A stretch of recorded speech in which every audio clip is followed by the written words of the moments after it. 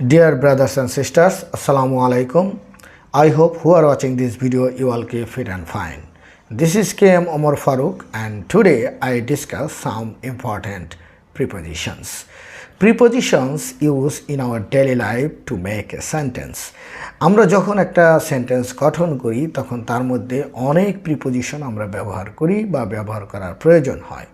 তো এমনই কিছু প্রিপোজিশন আজকে আলোচনা করব যে প্রিপোজিশনগুলো আমাদেরকে ভিন্ন ভিন্ন অর্থে ইংরেজি সেন্টেন্সের মিনিং তৈরি করতে সহায়তা করে এবং সেক্ষেত্রে আমরা বাক্যগুলোকে আরও স্ট্যান্ডার্ড ওয়েতে বলতে পারি। তো চলুন শুরু করি। Let's get started. আমাদের আজকের এই ভিডিওতে আমরা দুটো শব্দ রেখেছি, একটি হচ্ছে আন্ডার আর একটা হচ্ছে অন। এই আন্ডার প্রিপোজিশনটি আমরা কী কী ক্ষেত্রে ব্যবহার করতে পারি, যেমন আমরা যদি বলি কারো অধীনে কেউ কাজ করছে সেক্ষেত্রে আমরা আন্ডার ব্যবহার করতে পারি। যেমন ধরেন যে আপনি কারো অধীনে কাজ করছেন বা আমি কারো অধীনে কাজ করছি, তাহলে বলতে পারি I work under this company. আমি এই কোম্পানির আন্ডারে কাজ করি বা অধীনে কাজ করি।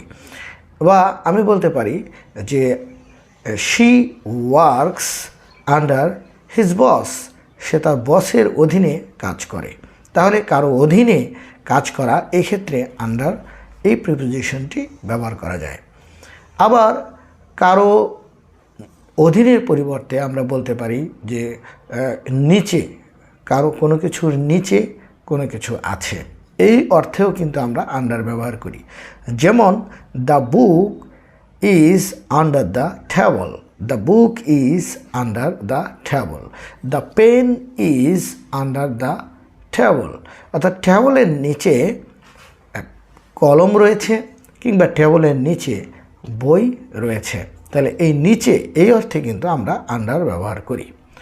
আবার এরকমভাবে ব্যবহার করি, কম বোঝাতেও আমরা আন্ডার ব্যবহার করি। যেমন তার বয়স 20 বছরের কম কিংবা তার বয়স 30 বছরের কম। তাহলে বলতে পারি হিজ এজ ইজ আন্ডার 30 কিংবা he is under 20। He is under 30 তার মানে তার বয়স 30 বছরের কম। কিংবা কোনো জিনিস আমরা ক্রয় করেছি সেটার ক্ষেত্রে আমরা বলতে পারি এটা 20 টাকার কমে কেনা, তাহলে এটা 20 টাকার কম দাম। তাহলে এই অর্থে আমরা বলতে পারি ইট ইজ আন্ডার $20। তার মানে এটা $20 নিচে এর দাম, এটা হচ্ছে $20 নিচে। এই অর্থে আমরা ব্যবহার করে লিখতে পারি বা বলতে পারি। আবার এমন কিছু শব্দ আছে যেটা হচ্ছে কারো অধীনে কোনো জিনিস বা কোনো স্থান, কোনো অবস্থান, কোনো স্থান কারো অধীনে, কোনো এলাকা কারো অধীনে।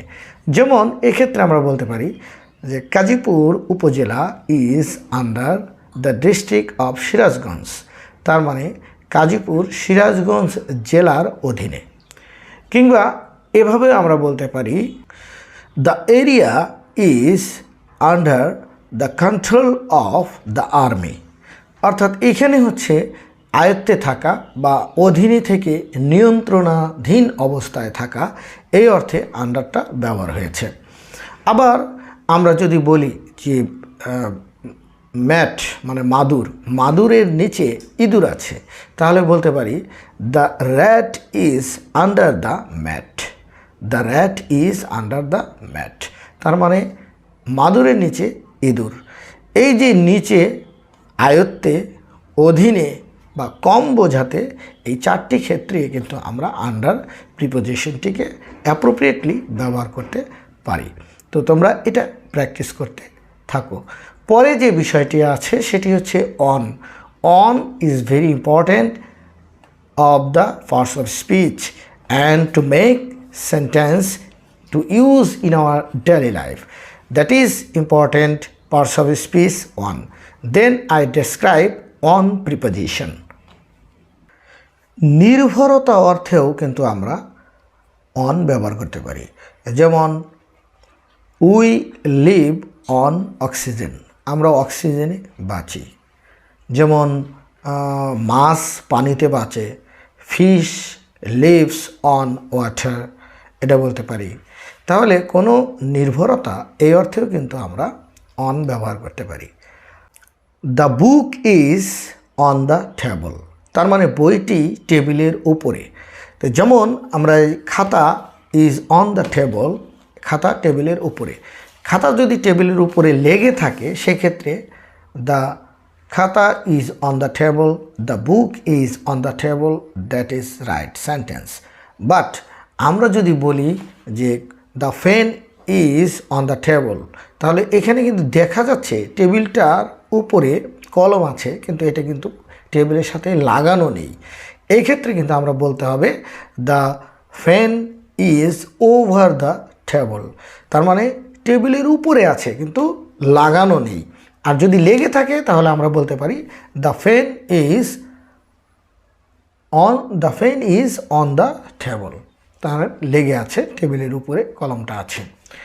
এরপরে আসি আমরা কোনো দায়িত্বে থাকা, যেমন আহনাফ ডিউটিতে আছে, Ahnaf is on duty. Rahim is on duty, তার মানে রহিম দায়িত্বে আছে, কাজে আছে, এরকম বোঝায়। আবার আমরা কিন্তু দিন বা তারিখ এক্ষেত্রেও কিন্তু আমরা অন ব্যবহার করতে পারি। যেমন বলতে পারি যে সে সোমবার 12ই এপ্রিল এসেছিল, তাহলে এই ক্ষেত্রে আমরা যদি ইংরেজিতে এটাকে বলতে চাই তাহলে বলতে হবে she came on Monday 12 April, তার মানে হচ্ছে সে সোমবার 12 এপ্রিল এসেছিল। তাহলে এইভাবে কিন্তু আমরা এই ধরনের সেন্টেন্সে আমরা অন ব্যবহার করতে পারি। আবার কোনো নদীর তীর, এটা যদি বোঝায় নদীর তীরে, এ অর্থেও কিন্তু আমরা অন ব্যবহার করতে পারি। যেমন Sirajganj is on the bank of Jamuna river, তার মানে সিরাজগঞ্জ যমুনা নদীর তীরে অবস্থিত। Sirajganj is on the bank of river Jamuna অথবা যমুনা রিভার। তো এই যে নদীর তীরে, এটাতে আমরা অন ব্যবহার করলাম। এছাড়া আমরা আরও কিছু ব্যবহার করতে পারি, যেমন কোনো পরামর্শ, এক্ষেত্রেও কিন্তু অন ব্যবহার করা যায়। যেমন সে আমার পরামর্শে কাজ করে বা কাজ করেছিল, যদি সে আমার পরামর্শে কাজ করেছিল তাহলে he did work on my advice, অথবা সে